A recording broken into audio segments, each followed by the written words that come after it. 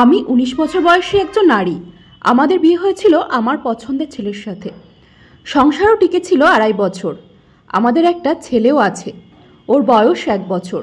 আমার স্বামীর স্বভাব চরিত্র সবই বেশ ভালোই ছিল, শুধু একটু জেদি ছিল। অবশ্য তাও সবসময় না, মাঝে মধ্যে। মানুষ ভাবে ওর বদ জেদের জন্যই বুঝি আজ এই অবস্থা, কিন্তু আমি জানি আমাদের সমস্যার শুরুটা ওর দিক থেকে হয়নি। সব সংসারে তো টুকটাক কিছু সমস্যা থাকে, ওরকম আমাদের মধ্যেও মাঝে মাঝে ঝগড়াঝাটি হতো, কিন্তু ঝগড়া বাঁধলেই আমি তল্পিতল্পা গুছিয়ে বাপের বাড়ির দিকে হাঁটা দিতাম। বাপের বাড়িতে বোনেরাও আসতো, আর ভাইরা তো ছিলই। ওদের কাছে কেঁদে কেটে সব বলতাম, তখন সবাই ওকে ফোন করে বেশি কথা শোনাতো। আমার ছোট বোন তো রীতিমতো অপমান করত। আমার কাছেও মনে হতো ঠিকই আছে, কত বড় সাহস আমার সাথে লাগতে আসে, আমাকে নিজের মতো চালাতে চায়। আমার মধ্যে কেমন একটা জেদ কাজ করতো। ওর কাছে ছোট হব, ওর কাছে নিজের ভুল স্বীকার করব, মাপ চাইবো, এটা ভাবতেই পারতাম না। উল্টে বড় গলায় করে বলতাম, ডিভোর্স দাও, তোমার মতো লোকের সাথে কে সংসার করে।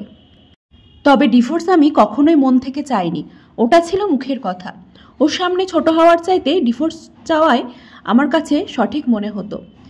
একদিনের কথা এখনও মনে পড়ে। সেদিন ছোট একটা ব্যাপার নিয়ে তর্ক করতে করতে দুজনেই খুব উত্তেজিত হয়ে পড়েছি। রাগে আমার শরীর কাঁপছে, যা মুখে আসছে তাই বলছি। তুই তুকারি, গালিগালাজ, অপমান কিছু বাদ যায়নি। এক পর্যায়ে সহ্যের বাঁধ ভেঙেও আমার গায়ে হাত তুলল। এর আগে কিংবা পরে কখনোই ও আমার গায়ে হাত তোলেনি, কিন্তু ওই একটা থাপ্পড়, ওটাই যথেষ্ট ছিল। আমি বাপের বাড়ি চলে গেলাম। আর হ্যাঁ, বরাবরের মতো এবারেও আমি নিজের দোষের দিকটা না বলে খালি ওর দিকটাই বলে গেলাম। মানুষের দোষ দিয়ে আর কি লাভ? সবাইকে যা বলেছি সেটার ওপর ভিত্তি করেই তারা বিচার করেছে। পরিবারের সবাই বলল, এমন ছেলের সাথে সংসার করার কোনো দরকার নাই, মামলা ঠুকে দাও। আমি সবার পরামর্শে মামলা করলাম। ওর নামে নারী নির্যাতনের কেস করা হলো। খুব দ্রুতই ওকে পুলিশ ধরে নিয়ে গেল। ওর পরিবার থেকে মুরব্বীরা এসে বারবার অনুরোধ করলো আমি যেন এই কেস তুলে নিই। ভেতরে ভেতরে আমিও চিন্তা করতাম, আচ্ছা, আমার স্বামী কি সত্যি অপরাধী? ও কি কোনোদিন নিজে থেকে আমার গায়ে হাত তুলেছে? আমি যদি ওকে এত খারাপ কথা না শোনাতাম, তাহলে কি ও আমার গায়ে সেদিন হাত তুলতো? আমার বাবা মা আমাকে বুঝিয়েছিল, আমি যদি এত কিছুর পর ফিরে যাই তাহলে ও ভাববে আমি বুঝি অসহায়, আমাকে আরও পেয়ে বসবে, আমার ওপর ইচ্ছা মতো ছুরি ঘুরাবে। একবার গায়ে হাত তুলেছে মানে বারবার একই কাজ করবে। কাজেই নিজের থেকে ফিরে যাওয়ার তো প্রশ্নই আসে না। কিন্তু আমার মনের ভেতর থেকে কে যেন চিৎকার করে বলতো, ও তো এমন লোক না। তবে ও যেদিন আমার গায়ে হাত তুলেছিল সেই দিনই হাত জোর করে আমার কাছে মাফও চেয়েছিল। এসব ভেবে ভেবে আমি মামলা তুলে নিলাম, তবে ওর কাছে ফেরত গেলাম না। কিছুদিন পর দুই পরিবার থেকে বিচার সালিশ হলো। সবার সামনে আমার কাছে দোষী প্রমাণিত হলো। সবাই ওকে নানান কথা বোঝালো, উপদেশ দিল। তারপর আবার সংসার শুরু করলাম। এরপরের কয়েক মাস ভালোই চলছিল, কিন্তু হুট করে আবার কি একটা নিয়ে আমাদের মধ্যে ঝগড়া বেঁধে গেল। ব্যাস, কাপড় চোপড় গুছিয়ে আবার আমি বাপের বাড়ি গিয়ে উঠলাম। এর মধ্যে শুনলাম ও নাকি খুব অসুস্থ। আমি বাসায় ফিরতে চাইলে আমার পরিবার বলল, এভাবে একটা ঝগড়ার পর একা একা ফিরলে সেটা ভালো দেখায় না। আর আমার বোনেদের কথা ছিল, ও সব অসুস্থ টসুস্থ কিচ্ছু না, সব বাহানা। আমরা চাচ্ছিলাম ওই পক্ষ থেকে কিছু আত্মীয় স্বজন এসে ওর ভুল স্বীকার করে আমাকে হাতে পায়ে ধরে নিয়ে যাক, কিন্তু এবার কেউই আসলো না। এরও কিছুদিন পর ও আমাকে ডিভোর্স লেটার পাঠিয়ে দিল।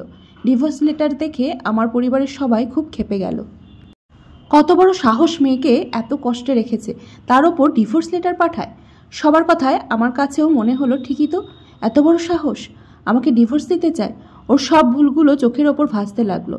মা বাবা মনে করিয়ে দিল, ও হলো সেই ছেলে যে কিনা আমার গায়ে হাত তুলেছে।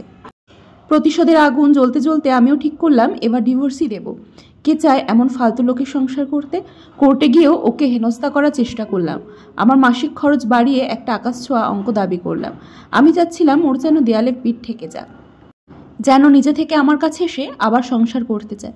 আসলে ডিভোর্স হোক আমি কখনোই চাইনি, কিন্তু জিদ আমাকে খেয়ে নিচ্ছিল। আকবারই ওকে ডিভোর্স তুলে নিতে বলা আমার পক্ষে অসম্ভব। ওর কাছে ছোট হওয়া আমি মানতেই পারিনি। কিন্তু আশ্চর্য ব্যাপার, ও আমার আকাশ ছোঁয়া সমস্ত দাবি মেনে নিল। আমাদের ছেলেকে আমি পেয়ে গেলাম, ভরণ পোষণ, মাসিক খরচ, ওর সম্পত্তি সব। বিনিময়ে ও শুধু পেল ডিভোর্স। আমাদের ডিভোর্স হয়েছে আজ 3.5 বছর। ও আবার বিয়ে করেছে, সুখেই আছে বোঝা যায়। আসলে ওর মতো নির্ঝঞ্ঝাট স্বামীকে নিয়ে মেয়েরা তো সুখীই হবে। এখন আমার নিজের কথা ভেবে আফসোস হয়। মানুষের মুখের কথা কখনো কখনো ছুরির চেয়েও ধারালো হতে পারে। ও আমাকে একবার থাপ্পড় মেরেছিল ঠিকই, কিন্তু আমিও কথার তীরে ওকে ছিন্ন বিচ্ছিন্ন করে ফেলতাম। শারীরিক নির্যাতন করিনি সত্যি, কিন্তু মানসিকভাবে কষ্ট দিতাম।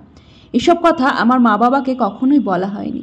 নিজের দোষের কথা মানুষ কতটাই বা বলে। মাঝে মাঝে ভাবি, ইস, আমার পরিবার যদি একটু নিজে থেকে বুঝে আমাকে সংসার করার উপদেশ দিত।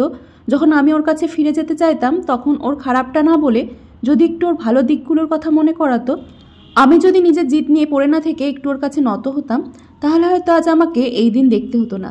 ডিভোর্সের আগে শ্বশুরবাড়ি জেলখানা মনে হয়, ডিভোর্সের পরে এখন নিজের বাড়ি জেলখানার মতো লাগছে।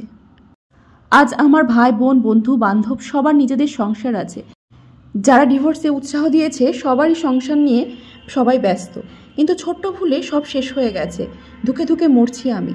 তাই দোয়া করি আর কারোর সাথে এমন যেন না হয়। বোনেদের প্রতি একটু অনুরোধ করব, স্ত্রী কখনো স্বামীর কাছে বড় হয় না।